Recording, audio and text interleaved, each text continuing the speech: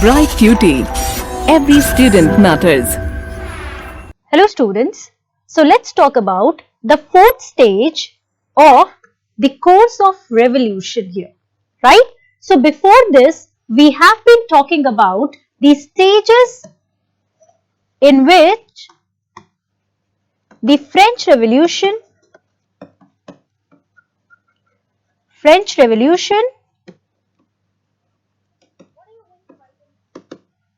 unfolded, right? So we have talked about three stages here and we saw how it took a violent turn in France. So here we are going to talk about the fourth stage. In third stage, we talked about the commencement of this whole revolution when on 14 July 1789, by which event? So storming of Bastille, it marked the beginning of the French Revolution, right? We saw the angry crowds, how they wanted to challenge the authority of the king and how they went against the king, right? And we also saw how these people, they started, let's talk about the peasants, how they started burning the chateaux and everything. The angry crowd, they were moving from one place to another. Meanwhile, we also saw that the king had ordered to move his troops, right, in Paris in order to control the unruly citizens or the citizens that wanted to attack the government there, right, the king there or the monarch. So let's talk about the fourth stage, that is the revolution from August 1789 to September 1791. So here students, in fourth stage, you will find quite a few variations in this whole revolution, right? So one by one, let us try to understand that. Now, further escalation of mob fury after the king summoned troops to frighten the Paris mob. Now we also have learnt about the National Assembly that was formed. Now, where was it formed or when was it formed? So, if you remember, we have talked about the tennis court oath, right? So, here we saw that their main aim was to draft a constitution. Correct or not? Yes. So, these things are happening at the same time. So, people belonging or who are in this National Assembly, they decided that they are going to draft a constitution for France, right? They wanted to challenge the authority of the king. At the same time, the king has also ordered his troops to move into Paris, where people are now protesting against the king. So here we see that there is further escalation of mob fury. Now, this is a chaotic situation here in France.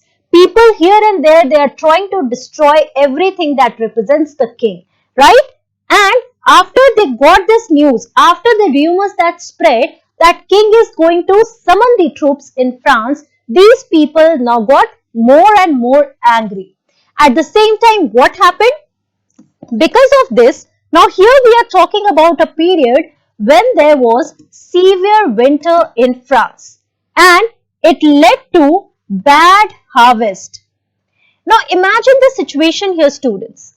Because of the severe winter conditions, the harvest was not good, right? So therefore, people were not able to grow fruit, right? And because of this, what is happening? Do you remember the subsistence crisis term that we have learnt about? So the basic necessities are endangered here. Extreme situation here, right? And at the same time, it leads to price rise. So what is happening here? These hungry women who are standing in queues, in lines, right, in front of the bakery shops in order to get breads, right? So these women, they saw that the price of bread is quite high and there is scarcity of food. And they were quite angry with this and the situation that was happening there in France. So these hungry women, they were angry with the rising prices and scarcity of bread And these people, these women, they now marched on Versailles, followed by the National Guard there, right? The royal guards of the king. So what is happening at the same time? At one place, these people in this National Assembly, they are drafting a constitution. At the same time, there is a mock fury that is happening here in Paris. And at the same time, these women who are quite angry with the rising prices of bread and scarcity of bread, they now marched on to Versailles, right, where the palace of the king is there. Now, this is the best example of mob fury here in Paris. Now, we saw that National Guard is following these people who are now marching towards Versailles. So, the Royal Guard, they were now killed by the demonstrators, okay? And the palace was ransacked. Now, what is happening here in France? You see complete chaos, right? So, ransacked here, it means that stealing things or causing damage. Now, are you seeing one thing here? Now they are directly going to the king and queen. Now, people here are so fed up, so angry with the current monarch that they decided to march to Versailles and they wanted to force the king and the queen to flee from Paris here, right, from Versailles. Let us see how this happened here. So, now the royal guards who are protecting the king and queen, they were killed by this mob. So, king and queen, they were now frightened with the situation, as in they did not have any options there. What would they do without their guards? And now they were totally helpless, right? Powerless. So, the king and queen, they were forced to give in their demands. Now, people were demanding a lot of things. Constitution, drafting constitution was one of them. But there were many other demands. People who were seeing unemployment, price rise, and also when we talk about the scarcity of food. So these were some of the basic problems that people had to face, right? The financial crisis that happened in France. And because of it, all these things were also happening there. So the king and queen, they were forced in to give all their demands here. Apart from that, they were forced to leave Versailles and never to return to Versailles. Okay? So at this particular time, we see that the king and queen, they were now forced to leave Versailles, the palace there. On 4th August 1789, at the same time, what is happening? Nobles also gave in to their demands. Now you see, all these people who enjoyed a higher status in the society, right, in French society, all those powers were being challenged by the common people who started the French Revolution, right? So this is how the whole revolution here, it challenged the existing monarch, the existing form of government there in France. So who were these people? First, king and queen, then nobles, then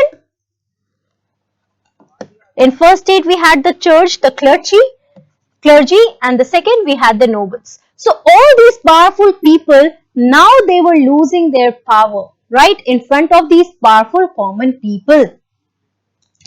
Now at the same time we see that what is happening here. You will read 3 points here, though I mentioned it in short, but I'm going to explain you here.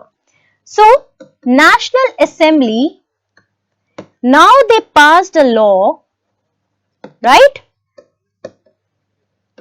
A law was passed that abolished what? The term that we are reading here right now, feudal privileges. The whole feudal system that existed there, abolished the feudal system. Now, do you remember the feudal system? Yes. The relationship between the lord and vassal, the basic definition that I gave you, right? The vassal had to work on the lands of these lords, and in return of the service, they were given the land in return of their service to the lord. So this is the basic relationship here. But when we are talking about the serfs, the peasants here, right? So the condition of peasants, it was quite bad here when we are talking about the whole feudal system. right? And these feudal privileges, who were enjoying these feudal privileges? So it was the nobility enjoying the feudal privileges, the feudal dues that were given to them. By whom? By the peasants. So the whole feudal privileges, it was abolished, right? Apart from that, we see that many taxes that were being paid by the common people, by the third estate. And can you name those taxes? So one is tile, the other one is tithe, right? So these taxes were also now abolished, right? So the taxes that were being paid by the third estate, it was also abolished. Now you see certain changes that is happening here after the revolution broke out. Yes, people who were demanding the basic rights, they were now getting those rights forcefully, right? The National Assembly was trying to do that. Now, apart from that, here we see that the church, the land that were, now we also see that the lands that were owned by the church, the clergy people, they were confiscated. Okay, they were taken away from these people, right? Also, they agreed to pay taxes like other citizens. Church lost its power and there was complete collapse of aristocracy, right? The nobles who were enjoying higher status in society, the French society that we are talking about. So this is how the whole situation is turned upside down here. So the common people, they are trying to take their rights from these people who were enjoying higher status in the society apart from the king and queen. Now, Assembly also issued the Declaration of Rights of the Rights of Man here. Now, this is very important point here, students, right? So, in 1789, National Assembly, they also issued the Declaration of the Rights of Man. Now, what is this Declaration of the Rights of Man? Now, if you remember, students, in the beginning of the chapter only, I told you three watchwords or three terms related to this French Revolution. So, liberty, equality and fraternity. These were the three terms that we have talked about. Now, I also gave an example related to these terms. I gave the example of the preamble of our Indian Constitution. So, preamble is an introduction to our Indian Constitution, right? Talking about the basic principles that have been inserted or that have been given in our Constitution. And liberty, fraternity, equality, these are the terms that have been used here. So, likewise, when we are talking about French Revolution, we see that the main part here is this Declaration of the Rights of Man issued in the year 1789, basically giving equal rights to all men here, right? But we'll see that not all men were given these equal rights, right? And women, when you might think of a question here that why we have written Declaration of the Rights of Man. Were women not given equal rights here? Yes, students. So there was this point that women, they were not given equal rights here at some point of time. Just for extra knowledge, for example, it was only in the year 1946 that French women, they got the right to vote. Before this, French women, they were not allowed to vote. So, Declaration of the Rights of Man particularly talks about the rights of men here in France. Okay. Apart from that, these were some of the points that I've already told you. That is, the National Assembly, it confiscated the immense wealth of the church in order to pay off huge debts. Right. So, here all this happened in this law that was passed, that is Civil Constitution of the Clergy. So, according to this, what happened? The clergy, bishops and other, they were paid a salary by the state like civil servants by a law passed in 1790. So, at the same time, these things are happening.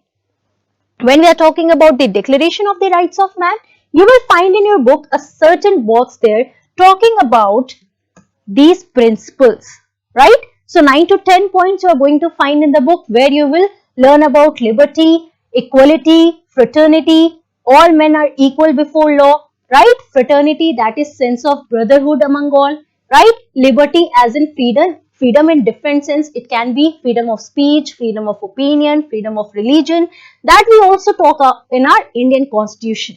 So the basic ideas have been taken from the French Revolution, the ideas from Declaration of the Rights of Man. So there are various points and it is quite easy to understand all these points when you will read that box in the book. Now, talking about this law that was passed in the year 1790, Civil Constitution of the Clergy. Now, clergy again, we are talking about the people in church, right? Holding high status in church here. So these were the bishops and others who were paid a salary by the government. Like whom? Like civil servants. And basically what was happening at the same time? That they also confiscated immense wealth of the church in order to pay huge debts. The financial crisis that France was now facing, right, from a longer period of time. Now, talking about the main point here, we are talking till 1791 students. So, if you remember, we talked about the new constitution the draft was being framed by the members of National Assembly. So, at this point of time, we see that constitutional monarchy was the new form of government in France, right? So here the king and queen, we saw that they now fled from Versailles to different region, right? So here in 1791, finally the draft of the constitution was completed. Now if I ask you what was the aim of this new constitution, definitely you can say that it was to limit the powers of the monarch, of the king.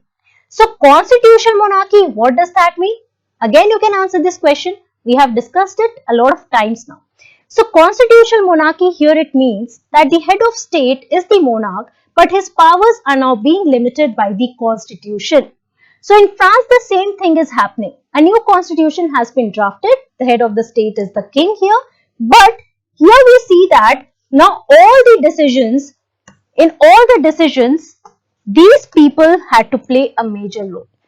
Legislature, executive, here we have the king, judiciary, that is the judge. Again, if you remember, we have discussed about the three levels of government here or forms of government here, let's say divisions.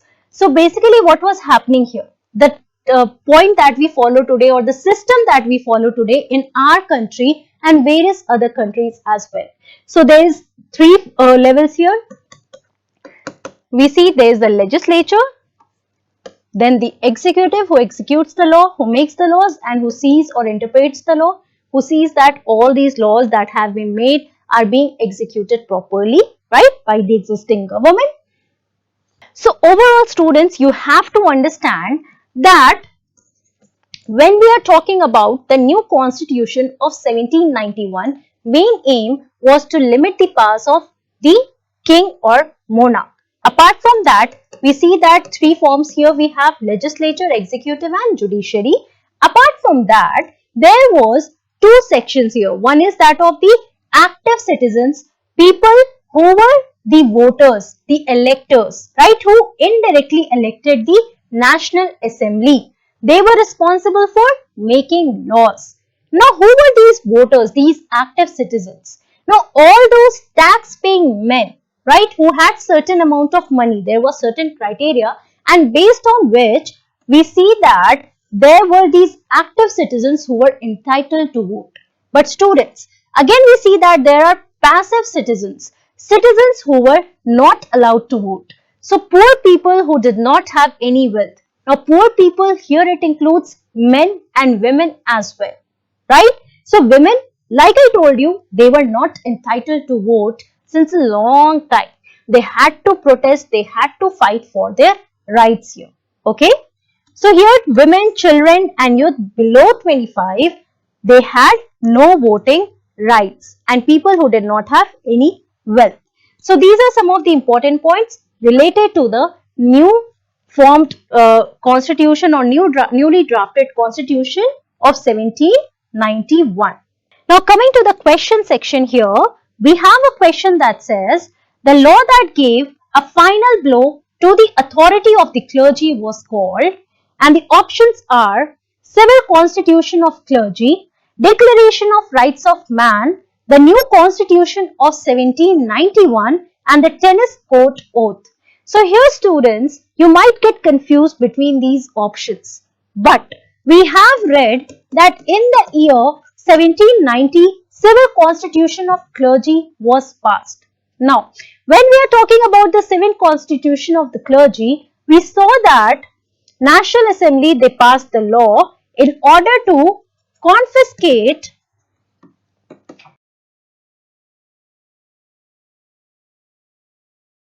property owned by the church, right? Apart from that, they were now paid like civil servants by the state and they had to owe their allegiance to the government, right? So here the question that says that which law gave a final blow to the authority of the clergy who had enjoyed certain privileges in the first state. What is going to be the answer here? Civil Constitution of Clergy as per the explanation. The second question here is, which law turned the clergy into paid servants of the church? Again, we have read it just right now. So, you saw this option here, Civil Constitution of Clergy. Civil Constitution of Clergy. That was passed in the year 1790, right? So, now the clergy, they were paid like, given salaries like civil servants by the government. So, this would be the correct answer here and the correct explanation for it. Now, explain the importance of the following events on the course of the French Revolution. Here are 2 points. We have to talk about them one by one. So, I'll give you some pointers that you can mention in these 2 topics here. So, the first topic here is March on Versailles by the women of Paris. Now, here what we have to talk about? We have to talk about the mob fury that escalated or increased when rumors spread of the king's summoning of troops, right? This is how you have to start this answer.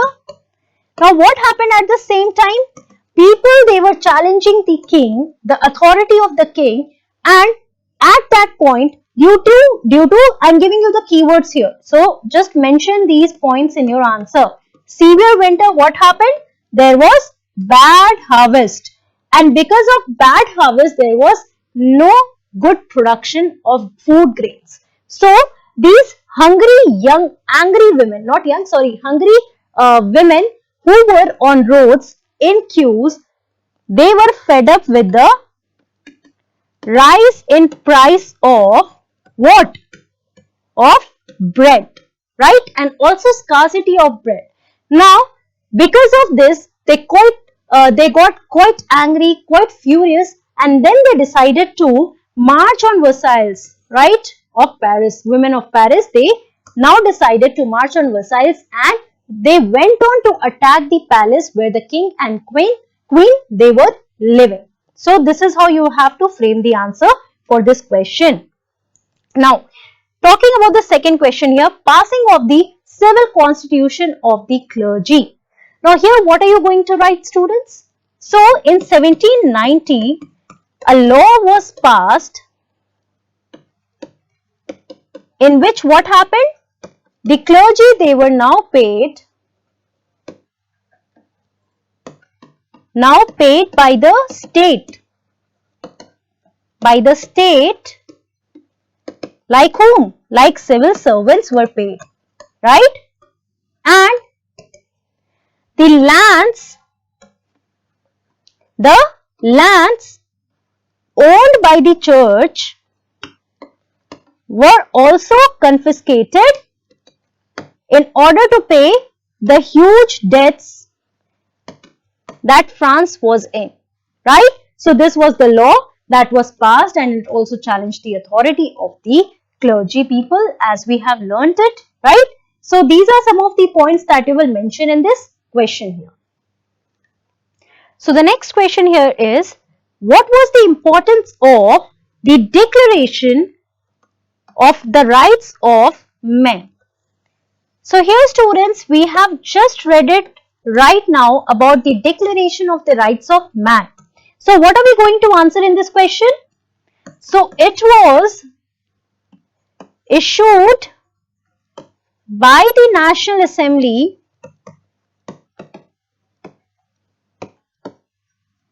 in the year 1789. Am I correct? Yes. So a long list was prepared and compiled together under this part, that is Declaration of the Rights of Man. And if we if we talk about today, we see that many other constitutions of the world, they have adopted some of the principles that were declared here in this Declaration of the Rights of Man, right students? So whenever we are talking about this part, just mention that many important rights or principles were highlighted, right? Were highlighted. Now, like I told you, men are equal. They are born free and they are equal. So, freedom that can be of speech, opinions, equality before law. After that, right to life. So these were some of the basic rights, basic freedoms that were given to the people here in France, to the men, not man, men. And these rights were natural and inalienable. These were natural and inalienable rights. Now what does that mean? So these rights were given to these men by birth, and no one could ever take away these rights from them. They could not be separated from these rights.